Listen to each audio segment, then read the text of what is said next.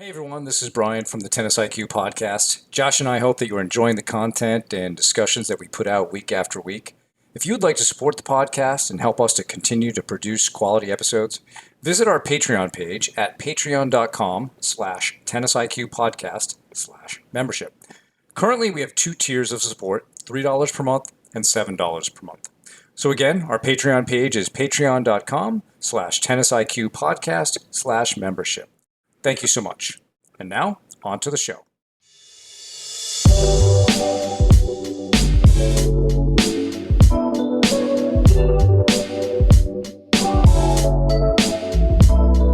Hello and welcome to the Tennis IQ podcast. I'm Brian Lomax.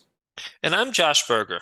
In today's episode, we're going to be talking about the concept of a beginner's mind and how you can apply this sort of a mindset and attitude to your tennis training. And this concept has some similarities to a number of things that we've talked about. We've talked about certain concepts from the inner game of tennis, and I think a number of our recent episodes actually have touched on some similar concepts when we've talked about having more of an inside-out approach to your training and your development. When we've talked about making learning your number one priority, and then recently also talking about mistakes and how how mistakes can be embraced and understood as really a necessary and critical part of the training process and development process in terms of becoming the best player that you can be. So I was actually reading a book recently that had been recommended to me for a while, and I hadn't read yet, which is Zen and the Art of Archery. If people are interested in ideas around Zen and learning and sort of the intersection there, I found it really, really, really interesting. So would definitely recommend it. Brian, I know you've read it as well in the past.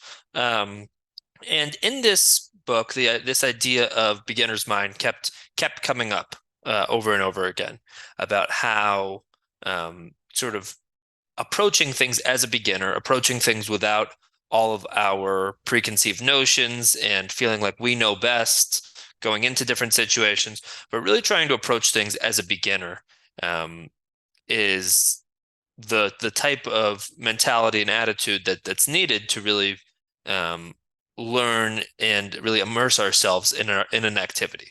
That concept of immersion was definitely came up a lot in this book as well. And it reminded me of a quote or a concept from the inner game of tennis, where Tim Gallwey, the author, talks about a child learning how to walk.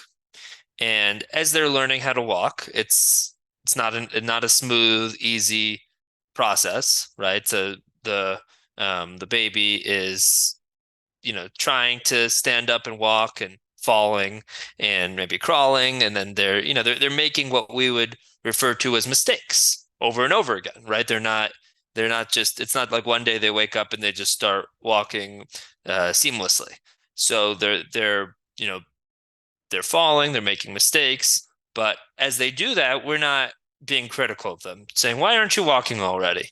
We're not being judgmental, we're not being negative about the process. We're accepting, we're open to the to their mistakes, to that entire learning process, and the baby as well, or the young child isn't critical of themselves, which I think is a really important piece here. They are simply trying to learn, simply trying to get better. And I think in this episode we'll talk about how people can embrace that, that sort of a mentality a little bit more in their tennis, and also what are some of the factors that gets in the way of that. And I think it's probably some things that people can think about in terms of maybe results and expectations and comparisons and things of that nature. But we'll dive into some of the roadblocks or some of the factors that make it harder to embrace this mentality as well. Can you imagine, Josh, if the cognitive development of a young child was such that the ego got involved? They were critical. That as parents, we would be criticizing them along the way. I think we would have a world where we would all be crawling on our hands and knees, or many of us would be. Absolutely. And so it is a very interesting concept. I've used that actually with some college tennis teams, and to say like, all right, be like a baby, be open to this, right? You don't need to criticize yourself for these mistakes because you're learning, and a big part of it is that ego and that image that many of us have about being proficient or good or have established a record of success. And I need to be able to defend that. I can't look bad or can't make mistakes. I have to be perfect. There are a lot of concerns that come up that I think are challenges toward this type of mindset. And even if we're able to adopt this mindset, it doesn't mean those challenges will go away. Your mind will continually remind you of, hey, this you got to win today. Your team's counting on you, or such and such is supposed to happen. There are these expectations. And so, as great of a mindset as this is, and I fully endorse doing this in our training and in our playing, it takes some practice to be able to deal with the thoughts of the ego. And as we talked about in our episode on the most important version of you, to stop focusing on who you are and trying to defend that and put more emphasis on who you're becoming. In other words, making learning your top priority, not winning. Um, Not that winning isn't important, right? But if learning is more important, you'll naturally generate more wins over time. And this concept, which you brought up, Josh, about from the inner game of tennis and Zen and the art of archery, really does go back to some Zen principles. So I found a good quote to describe the beginner's mind. It comes from a Zen Buddhism concept called Shoshin, and which is described as having an attitude of openness, eagerness, and lack of preconceptions when studying a subject, even when studying at an advanced level, just as a beginner in that subject would. And when we think about one of our primary psychological skills that we're trying to satisfy, it is that of being a master of something, being competent. And so we're actually seeing part of maybe the true path to mastery is being willing to be that student, to be willing to be the beginner and make mistakes and look silly at times, right? But once you put yourself there, I think you open up yourself to many other possibilities, the possibilities of just sort of playing with it more rather than worrying about how it looks and what it says about you. So I think that this is a great concept. Um, there's a lot of it, of course, in Buddhism or Zen Buddhism. So there are many places one can read about this. Um, but I'd like to hear more, Josh, from you and maybe what you got out of the Zen and the art of archery or other aspects of beginner's mind that you've even applied in your own practice. Yeah, it's a good question. I mean, I think as it relates to that book and some of the applications to my practice and to sports psychology in general, there's a number of them. I think this concept of beginner's mind uh, was definitely coming up a lot. I think not having too many expectations on our results, on our performances, and being able to let go a little bit and trust that process.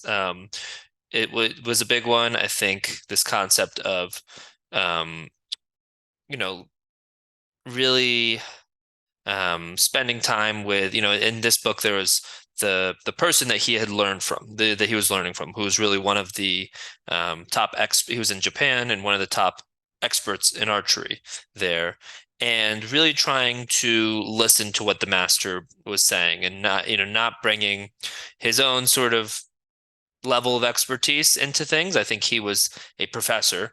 And so, I think as adults, it can be easy for us to sort of approach things with this attitude that we know best and we know how to do this. And even if I'm a beginner at something, I have all this other experience that I'm bringing to it.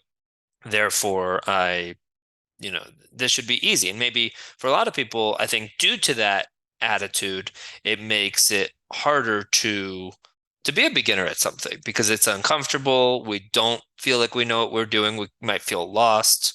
And I've had this experience, I could think over the last couple of years, as it's related to language learning. I've been in the process of learning Spanish, which is a challenging process to say the least. I also did a little bit of surfing lessons and learning, and which is something I'm a lot earlier in the learning process with, but also the type of thing that will make you feel like a beginner quite quickly, especially if you don't have a lot of experience. I think until you get to that point where you feel like you know what you're doing more, you know what you're doing more, very easy to feel like you don't, you pretty much know nothing with it. But I think going back to the book, it it's about sort of surrendering or letting go and really just trusting that process, really trying to be fully immersed in the activity. And that's definitely a concept that we've talked about. That sense of immersion, that sense of fully being um, present in an activity, not thinking about the results of what might happen in a particular moment or in a particular performance. So, we're in a match and we're not thinking about what's the outcome going to be. Am I going to win this? How is this going to impact my ranking or my UTR rating? Who am I going to play in the next match after I win this? But I'm really trying to be fully immersed in this moment, which also means we're not looking back to the past constantly. And, looking back to the past is often about mistakes or about, situations that we're not happy with, right? Maybe it's a shot that we missed. Maybe we double faulted. Maybe somebody made a line call that we disagree with. I think just about everyone who's ever stepped on a competitive tennis court has experienced that at some point. But really trying to be fully immersed in this moment and being here and then from that, I think it makes some of the specific tools and tactics a little bit easier. For instance, being fully relaxed, letting go in that way. He talks about, and I'm sure I won't be using all of the um, terminology correctly here, but I'll try to stumble through it a little bit. When the archer takes back with the bow, sort of pulls back the string, sort of holding it until that last, until it reaches its highest point of tension, and then the bow and then the shot sort of being fired by itself. And of course, that you have to sort of buy into this idea because it is, especially for people with maybe more of a Western perspective, Western background, education. It really is a very different way of seeing things, but sort of surrendering and letting go to that and having trust that that's that is the right path forward.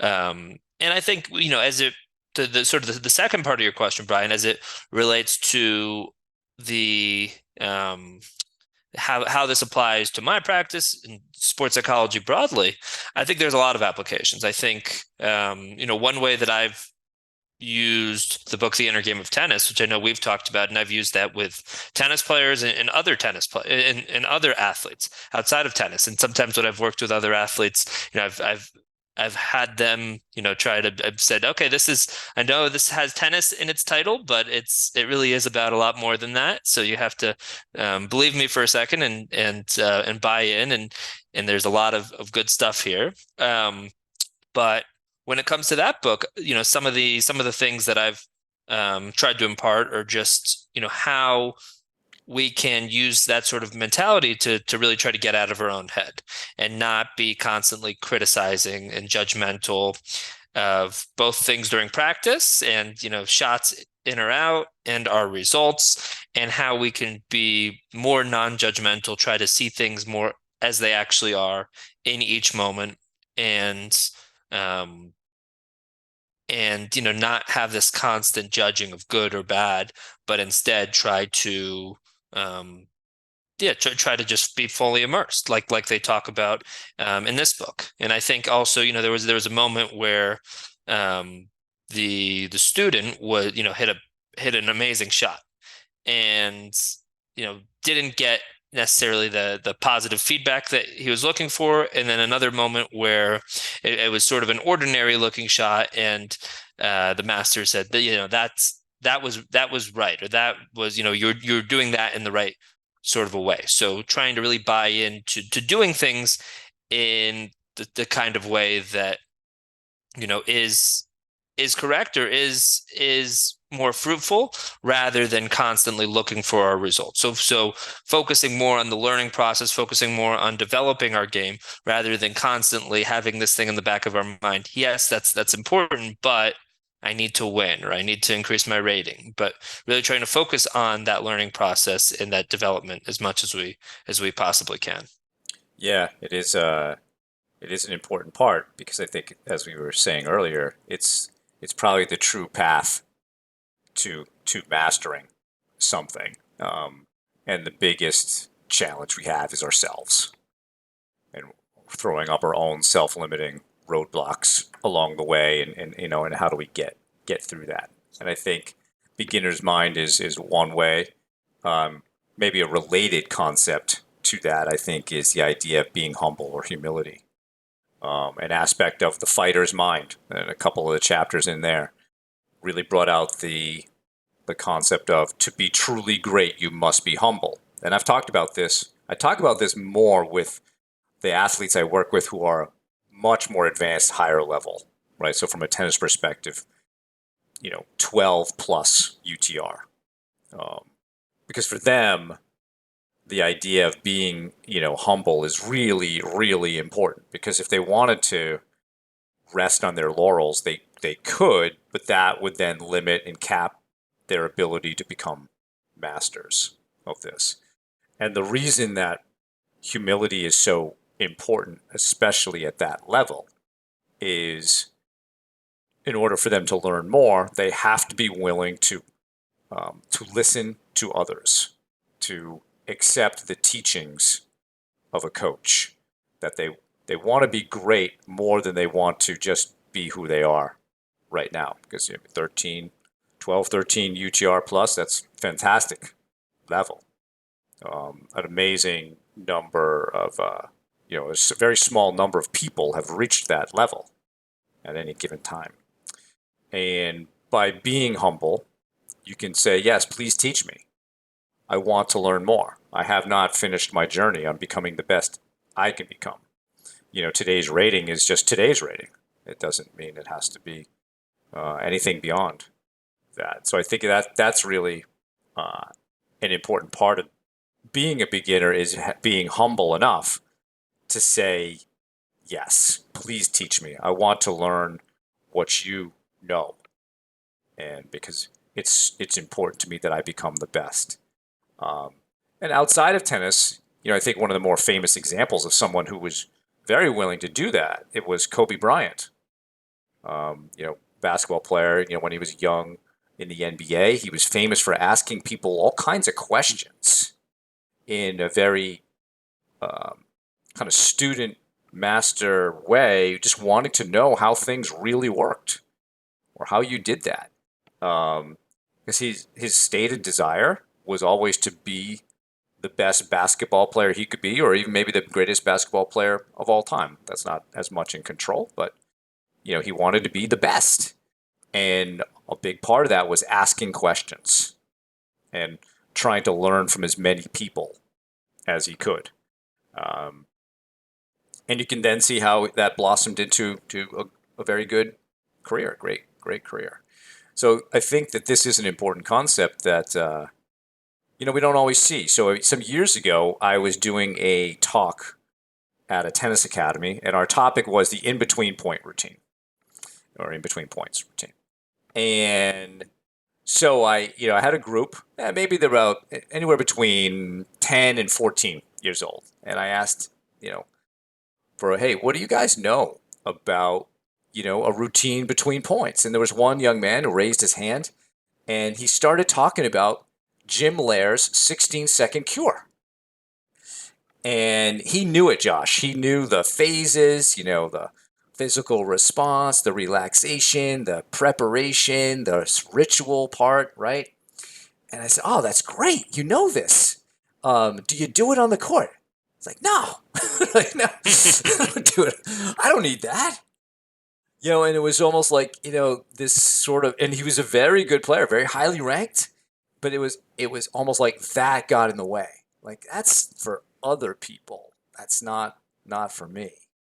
And I just always found that fascinating, that one exchange with the student that, yeah, he knew it, but he wasn't willing actually to go to the next level and take that information and act on it and turn it into transformation.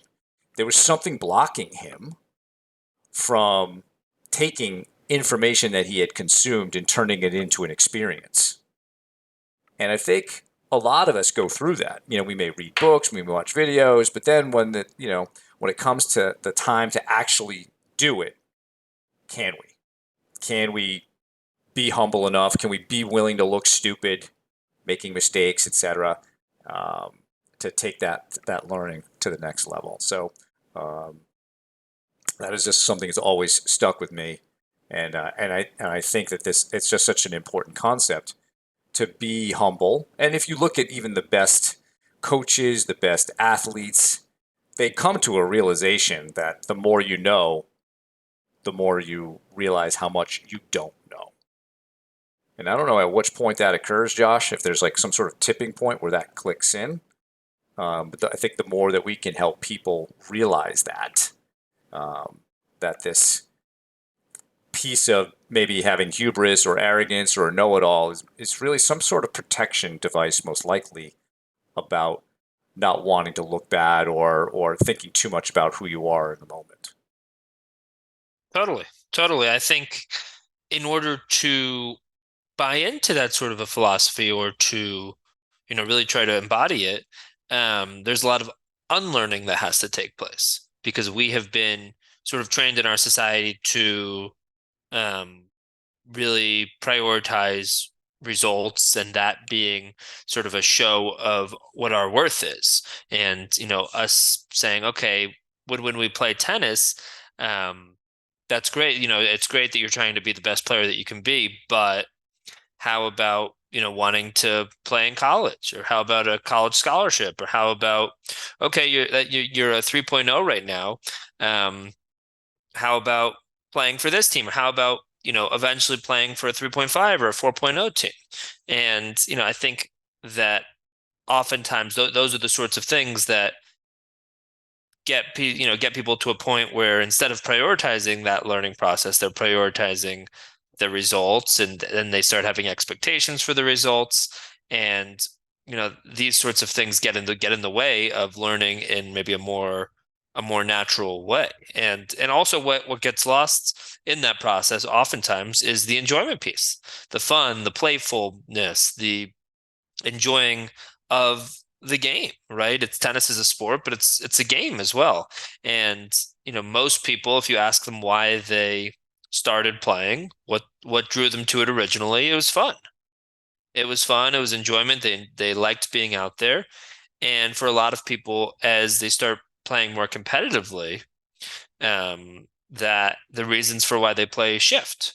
And I think, can we get back to that point of, of us playing because it's fun, because it's enjoyable, and try to embody this sort of a learning process as well. And the sort of the understanding that it is a leap of faith to get to that point, but also the paradox, I think that is maybe not always true, but generally true, is that the less that we focus on our results, the less that we focus on and fixate on winning and results and, UTR ratings and that sort of thing, the better that we tend to do. We tend to actually play better and have better results by letting go of a lot of these expectations and, these sort of original ways that we saw the world or saw our tennis games. The more that we can let go of that, the more that we can play freely, right? I think we for I'm sure a lot of our listeners are have been following the Australian Open, and maybe we'll talk about this when we recap it. But one moment in particular that stood out to me was an interview with Ben Shelton, who has been playing really well.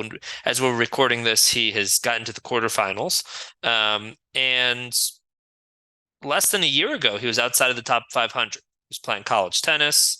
He had a lot of success in college tennis, but he was outside of the top 500, and now he's in the Grand Slam quarterfinals. Regardless of how he ends up doing, we'll make it to the top 50 after this. But he said an interesting point that sort of because he hasn't been in the Pro Tour as long, because maybe he doesn't have the same expectations on him, he's able to play freely. And the result of that is, number one, not being afraid to miss in that same way that I think a lot of people are. I think less physical and mental tension. A lot of people talk about playing tight, feeling tight when they're out there. I think if we can get to a point where we're playing freely and we're not so worried about our results and we don't have these expectations that we need to win right now, we're able to let go a little bit and play more freely, and then the results end up coming that way. But it is that leap of faith to believe in that and to trust that and to say, okay, I'm playing this big match, I'm playing this match against a friend that I really want to win, or it's this tournament and I really want to win. And rather than me taking that competitiveness about, okay, I'm trying to win this match, rather than that turning into, okay, in the middle of the match now I'm going to be focused on that, or going into the match I'm going to be focused on winning it, but instead focusing on what needs to be done. What does my game plan need to look like?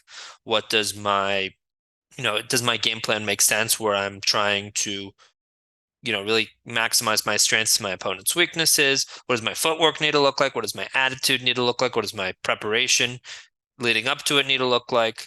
But starting there at that point of, rather than the result itself, trying to play at our best and trying to bring out that level of excellence is really helpful to be playing in that more free way where we can, hopefully get to that point where we're fully immersed in an activity, and it gives us a better chance to be at our best. This concept of flow that we've talked about, that many people have experienced in tennis or in some other area of life, is a big piece of that is really that full immersion piece, being fully engaged in an activity, not thinking in the moment about the result itself, and that leading to some of these aspects of this concept of flow, that sort of loss of time, that not overthinking, that really fully being here in the moment, and not being distracted by whatever else is going on around you,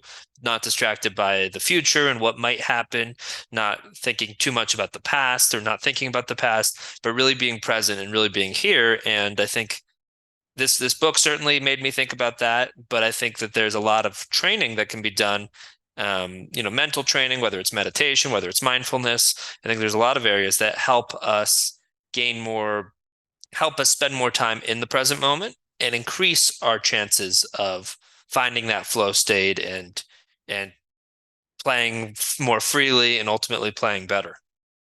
I'm glad you brought up Ben Shelton. I think, just as an aside, he's someone that listeners should put on their radar. I've been lucky. I've actually seen Ben play several times over the last couple of years, just by chance. Was in Florida a couple of years ago, and he was playing the qualifying for a 25K ITF, and was very impressed. This was right after his freshman year at Florida, and he's got a very complete game. He's also left-handed. His serve is getting bigger.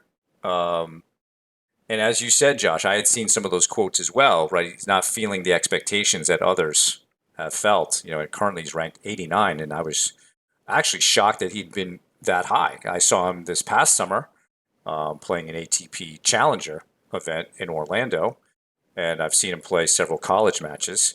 And the challenge for all of us when we get to a level of success, and this is something that Ben will have to probably deal with is when he gets into that top 50, does that concept of no expectations change?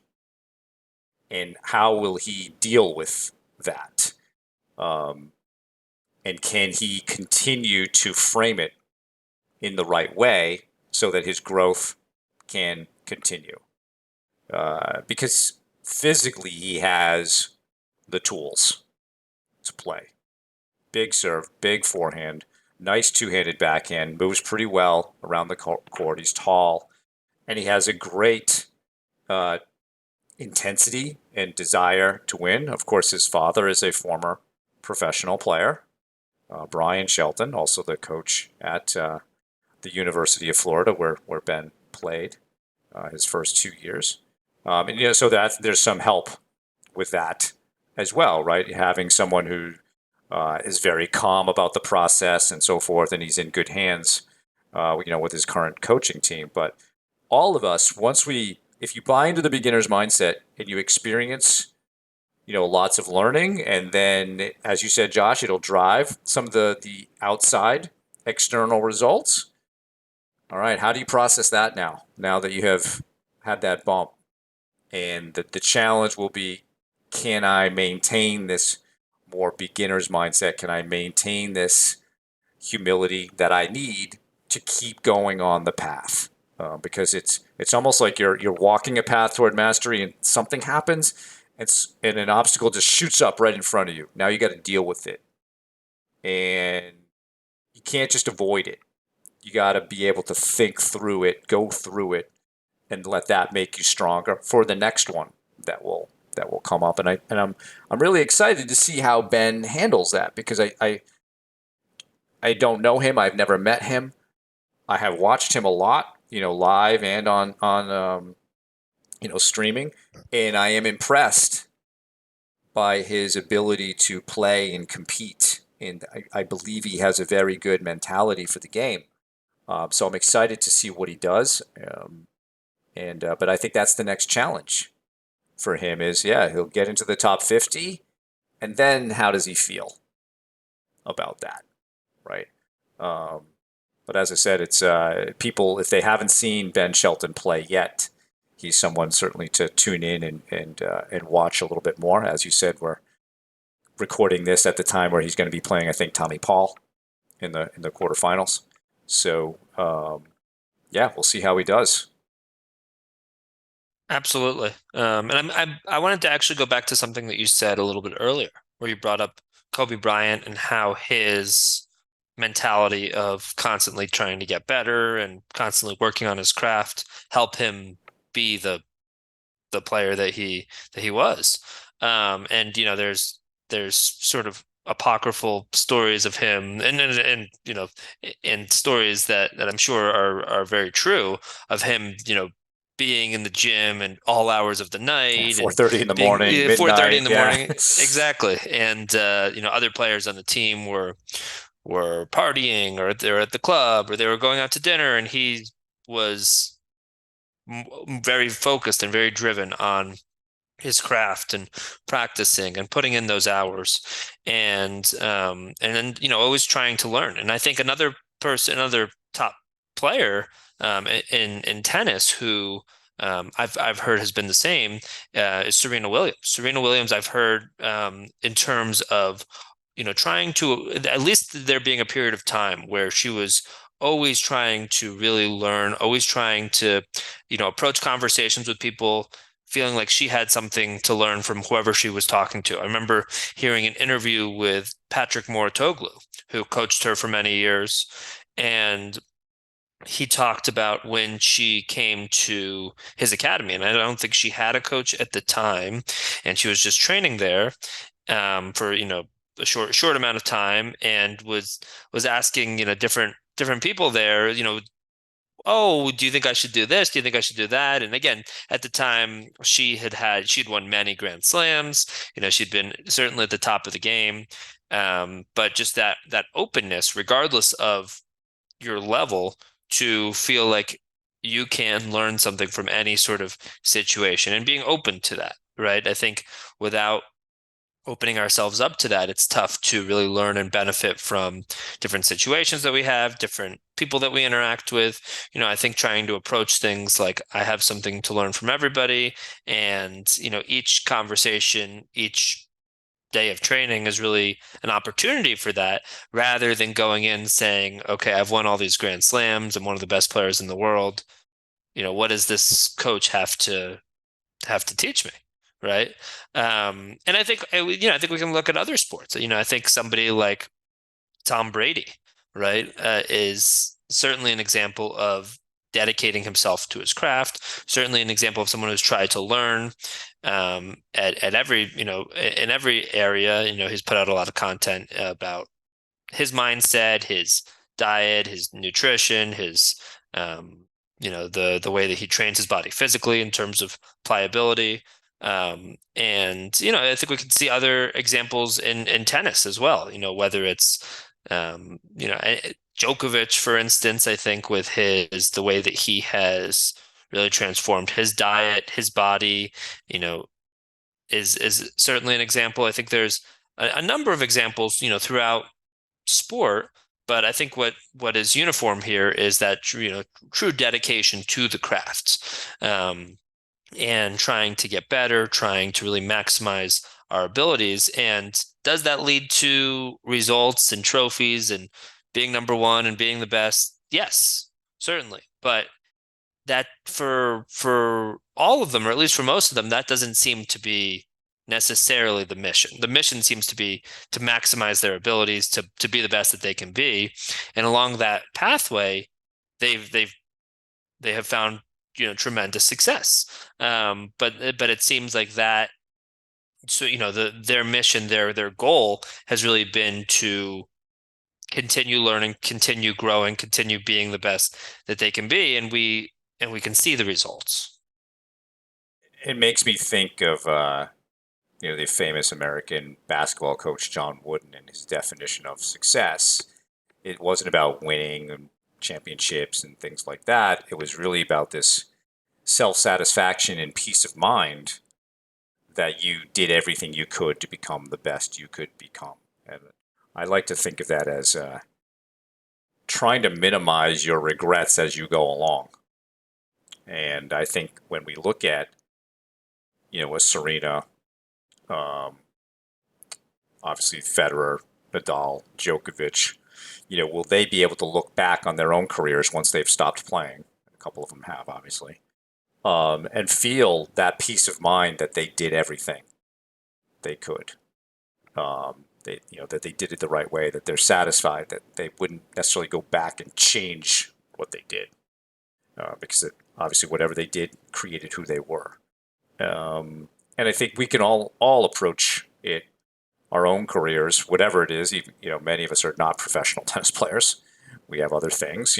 Josh, you and I are sports psychology professionals. We can approach this the same way, right? Take a beginner's mindset approach to that, and then can we feel like we're going for it? We're trying to do this without regret. We're doing everything we can to become the best that we can become, and knowing that the outside results are simply byproducts of us going deeper into that.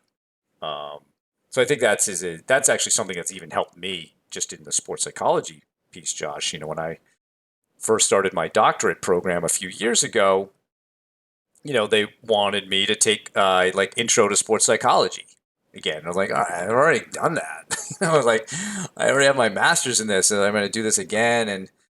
But then I was like, all right, you know what? Let's do it. You might learn something new. It's a different professor and whatever.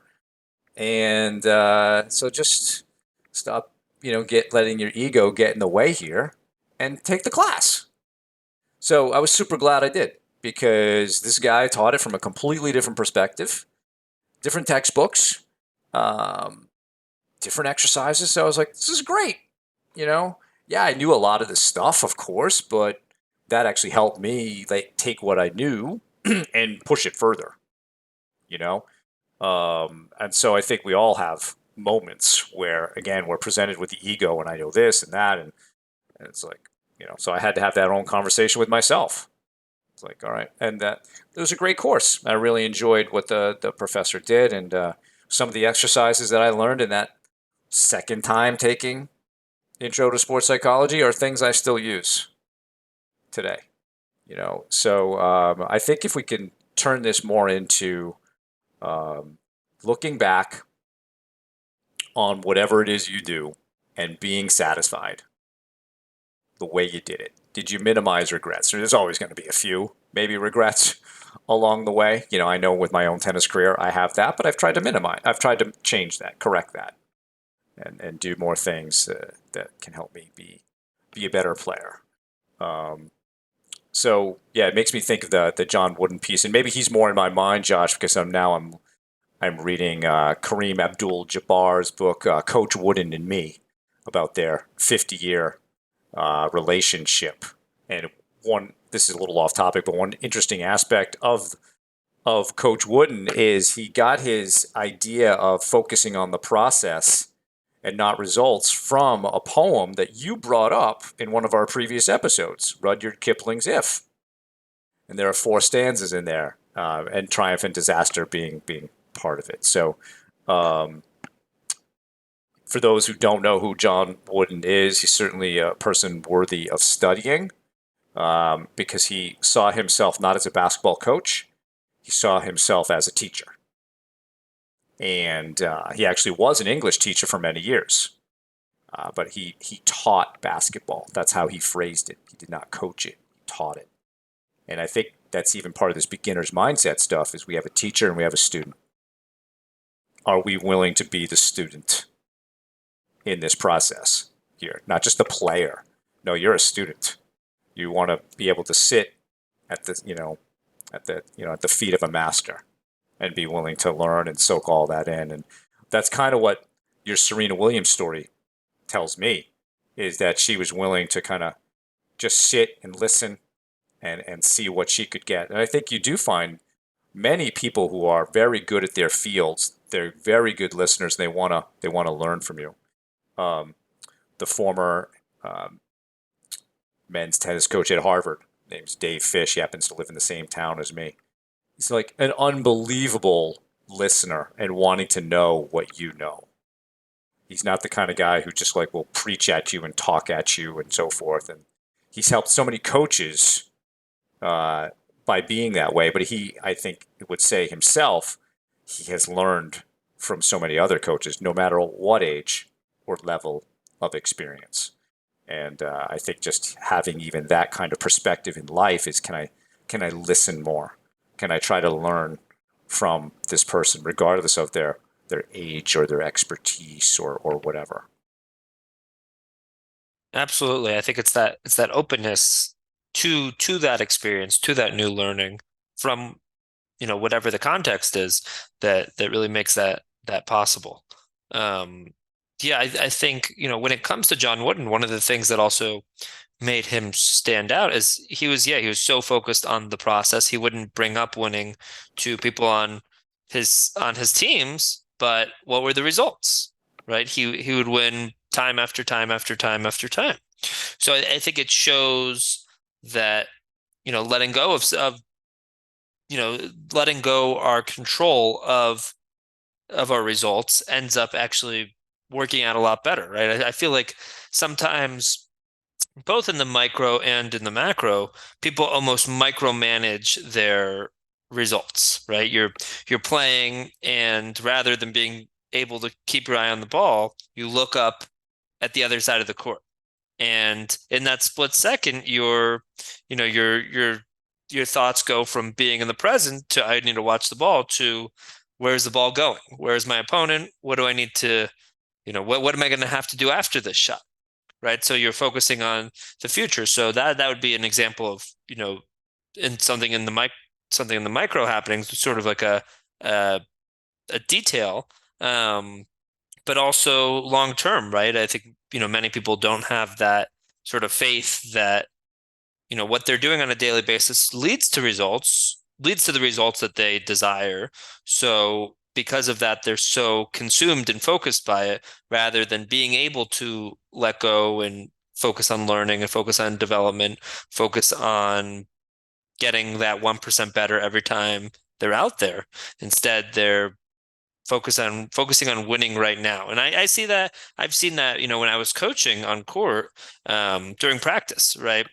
And this is at different levels, but people so focused on winning practice games, maybe it's a point game to 11 or 15 or 21, or a practice set, and winning now at the expense of their future, right? So maybe they're trying to develop a certain shot.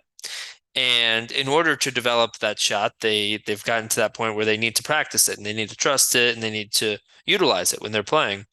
But in a high pressure moment, they choose to go back to what they know. They choose to go back to maybe their old playing style or that old stroke that they were using in the past. And maybe they end up winning, right? Maybe they end up winning that match. Maybe they end up losing that match or that, point game to 15. But it ends up holding back their development because they're so focused on getting the result right now rather than believing and knowing that by letting go of that, they'll end up actually, with a lot more success down the road because their game would have further developed. So I think we see this type of stuff all the time, and I think it really is that process of unlearning because I think we have expectations on ourselves and people around us do too, right? And people will ask about your results, and in many ways results can be seen as sort of a yardstick for who we are, or what have we done, what have we accomplished. And I think a lot of people think of things that way. So I think it is that matter of letting go a little bit of that and saying, hey, this, by buying into this, it ultimately leads me to continuing to become better and better and better rather than sort of taking the win now and sacrificing the future. I think one way you can also foster the beginner's mind on the court is understanding, say, a progression of complexity in your tennis. So what I mean by that is, let's say, Josh, you and I are coaching a group and we want to teach them how to breathe and watch the ball better. Right? So we might start off with mini tennis. And that's a great place to start because the tennis is pretty rudimentary. It's pretty simple there. You don't have to give a lot of thought to that. And so you can focus more on the breathing and how to watch the ball. All right. Then we move them back a little bit. And the tennis becomes a little bit more complex now because of the distance. Maybe we're bringing more full strokes in, we're hitting a little bit more. And so the ability to stay focused on the learning aspect of breathing and watching the ball may be a little bit more difficult, but right? And other things might be coming into mind. If we go back to the baseline, again, we've increased complexity with even further distance. We still might be able to do it because we're just drilling and we're staying focused. But now we add in a game, a baseline game. And this is exactly what you're talking about. All right, can I stick with the learning plan of we're working on breathing and watching the ball, but now there's a game at stake, right? And so that's the challenge. And it's understandable. But if you can train yourself on the beginner's mindset, knowing that there are progressions of taking this and challenging yourself to be in that mode, you'll get better and better at it. But it's very hard to say, all right, yeah, I'm going to be a beginner in a lesson. Hey, go play a tournament. And it's very likely you won't be able to do it there.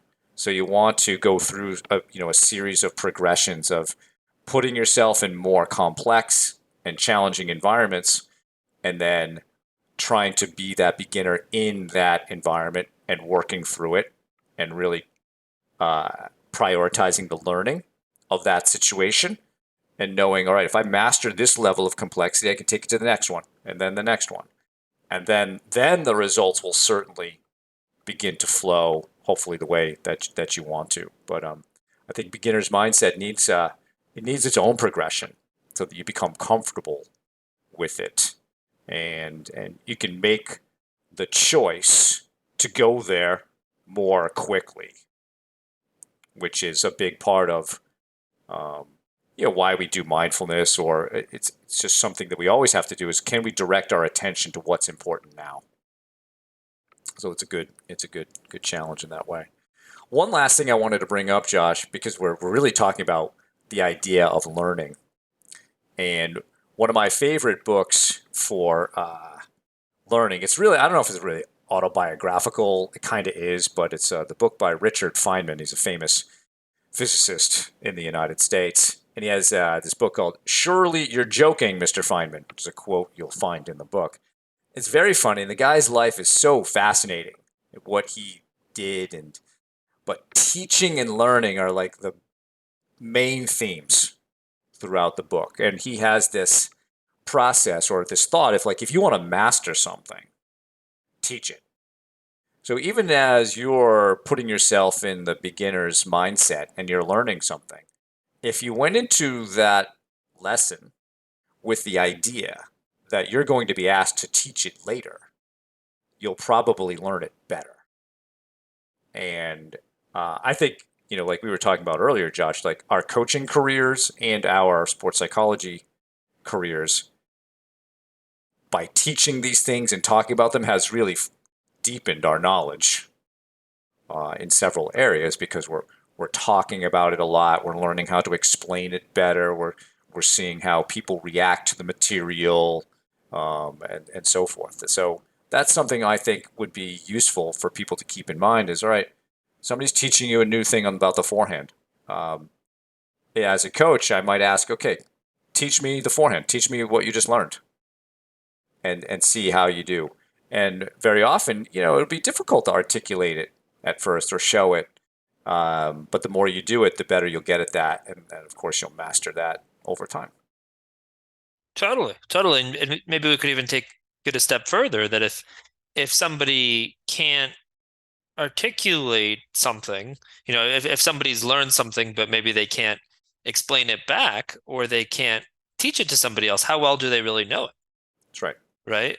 I think it was Albert Einstein that said, you want to be able to, if you really understand something, you could explain it to a 5-year-old, right? Do you in, in order to understand something, especially something complex, especially something difficult, it's a matter of sort of distilling it and simplifying it. And, it's not a matter of, to me, it's not a matter of explaining it like as if you're reading from a textbook. You want to be able to explain it so that people can understand it, so that it's widely accessible. So I think there's a lot of truth and wisdom there. And I can say in my own life, once I started coaching, and I started coaching starting right after my freshman year of college, that summer between my freshman and sophomore years. But I think that definitely helped my game, and me working with players of all levels, right? It might be adults from whatever 2.5 up to 5.0, or kids, starting at age 3 and 4 that I would work with up through, middle school, high school, playing tournaments, all of that. But I think in each of those contexts, it challenges you because you have to certainly, teach in a different way, or maybe express some of the same ideas just to a very different audience, right? Whether you're working with one person, whether you're working with a group, or, you're working with that 3-year-old, 3 or 4-year-old, or you're working with the whatever 35-year-old. You're going to be saying things in a different way, but do you understand the forehand well enough? Do you understand the serve well enough? Do you understand the mental game well enough to teach it and to explain it and to just, let's say you have 30 minutes with somebody, or let's say you have an hour with somebody. Do you understand it well enough? Are you prepared well enough to make sure that they'll get something out of that time and benefit from that time rather than things going over their head, right? I think it can be very easy for a teacher and a teacher's what they're trying to get across to go right over somebody's head. And it's happened to me. I think I've probably been on both sides of that. But I think by really continuing to learn more, continuing to really be a master, and then that is how it becomes a lot easier to simplify and to distill and to really break something down into its essence, and then be able to um, teach somebody through that, right? I think, we don't want to, and I've certainly fallen into this trap, both coaching tennis, and also sports psychology, as somebody who is, the coach or the teacher or the instructor, trying to almost give somebody everything that or trying to tell them everything that in a very short amount of time, which maybe, which comes from a good place because you're trying to help them in again, that limited amount of time that you have. But I think a large portion of that, or maybe all of that, ends up going right over somebody's head and is not understood. So instead, can we focus on one thing? Like, and again, going back to this book, they start the entire learning process by just about talking about drawing the bow, and just in terms of bringing it back, and sort of that step one of the archery process, rather than, okay, this is archery, this is the target, these are all the different steps. But no, can we really focus on that first piece and try to master that, and then continue from there, rather than being in that stage focusing on, okay, this is where I am right now, how do I get to a point where I'm among the best archers in the world? What does that look like? What events do I have to participate in? No, let's stay present enough to focus on what we're doing right now. Your little story there reminded me. I'm again dating myself here, but an '80s movie, The Karate Kid, and Mr. Miyagi, wax on, wax off, and Daniel, the one who wanted to learn karate, was being asked to do all these household chores in which he was doing this or this, right? And he didn't understand, like, when am I going to actually learn something? But he had been learning these little things all along the way that he had mastered, right? So maybe think of that. So it's pretty cool. So any last thoughts, Josh, on this topic? I mean, I think, you know, maybe the last point that I would add is, recognizing that this is a process, that this is certainly a process. Again, that most people, especially in maybe Western societies, don't view things this way, and that's okay. That's reality. But it is a process of getting to the point where you are now, and maybe focusing on the results and wanting to win now, and wanting, those some of the external things as soon as possible, to getting to that point where we can maybe take a step back and go back to that learning, right? And I think, a lot of us, especially if we've been playing tennis for a long time, whether you're a junior player, whether you're an adult player, if you've been playing for a long time, it can become easy to sort of feel like we understand this pretty well, right? Even if we're not the best players in the world, we've been doing this for a long time. We know what works for us, and we bring that to matches and practice and learning. But being able to take a step back and knowing, okay, we do have something we can learn in each situation. And in order to do that, I need to put on that beginner's hat, and I need to, sort of embody this concept that we're talking about, and really buy into it, and say, okay, I need to how would a beginner be in this situation? How would they be handling this? How would they be handling what they're learning right now? How would they be handling this feedback that they're getting from this tennis lesson or from this match that they just played, right? Let's say, you can, if you play in a match, you can imagine that was the first match that you ever played in.